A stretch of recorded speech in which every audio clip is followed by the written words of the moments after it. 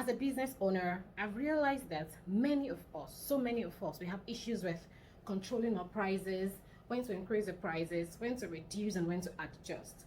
Really, I made a post this morning. You can check our link on Instagram to see the post. It's about when do you need to give your prices a raise? How much are you charging? How much do you think you're worth? Basically, one of the reasons we fix our prices is we do guesswork. How many of us really do calculations? Well, maybe because you're an established business owner, you do calculations. But let's look at those who are the startups. When I was starting up my business, I don't think I did calculation. I based everything on assuming, or let me just guess, this is worth this is worth that, and this is worth this and that. And that is why it gets to a point where you need to make your price adjustments and you don't do them. And this affects your income. By the time you check your balances or you check your accounts and you realize that the amount you're making versus the amount you think you should have left over in your bank is not meeting up, then something is wrong. One reason you should adjust your prices is if you did a guesswork to start, sit down now and do your calculations well. Sometimes what you're charging for 5K is actually more than that.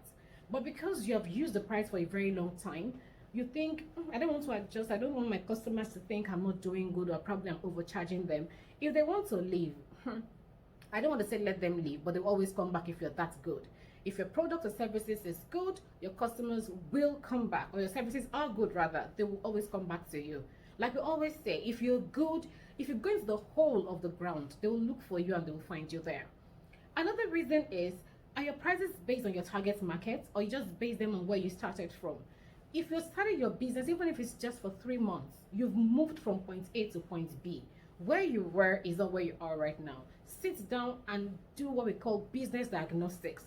Look at everything in and out. Examine your business like you are going to be examined in the hospital. Look at what you should have added and look at everything. Should I change the price I was charging in January? Look at the condition in the country right now, what the foreign exchange is saying, and what the market prices of your raw materials. You're a baker, you're a tailor, you're a makeup artist. What the market prices are saying then and what they're saying now. This is the reason for you to actually think back and do some reset and readjustment if you want to break even. Because before you break through, you first of all have to break even. And by the time you look at it deeply and critically, you realize we have not even broken through.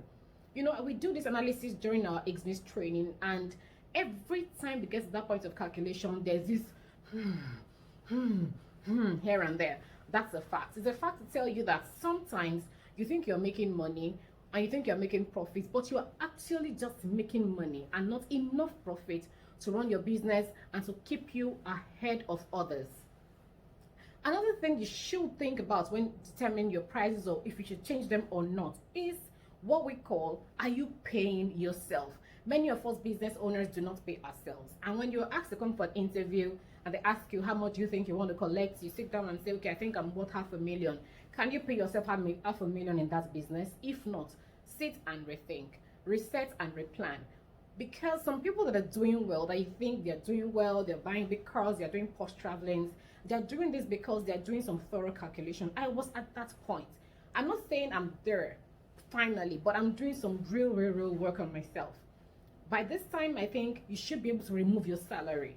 If you can remove your salary conveniently from your business, what you're worth. Because many of us that are business owners, what we do is we pay our staff, we pay our workers, we pay people we contract businesses to, but we end up not paying ourselves. So we dip our hands into the business money, and that is the problem. You can't do accounts very well. You can't balance everything because you're just buying this from there. When you need this, you pick it here. When you need that, you pick that here.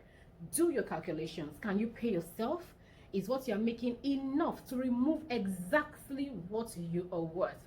Think about it today. Maybe next time we'll come about this and talk about it more. Are you paying yourself well? And what you're charging, do you think it's worth it right now? Can it really take it to the level you want your business to get into? Give it your thought and I'll see you some other time.